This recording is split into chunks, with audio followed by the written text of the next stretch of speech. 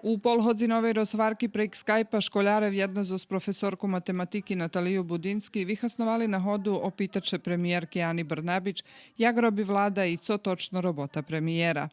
U prijemnej rozvárky premijerka odvitovala i na školjarski pitanja o tim co robi u šljobodnim čaše i jaku muziku sluha. Moje počátky bardzo dobry i mali sme nahodu perší raz u našej školi i na taký spôsob privítať predsednicu vlády, takoho z vysokého vercha našej državi. Toto, že to tak u stvari vypatra súčasná nastava 21. veka, tak vypatrajú súčasní političare i nastavníky i školjare, tak jak to u stvari Nješka vypatralo na našej hodzini.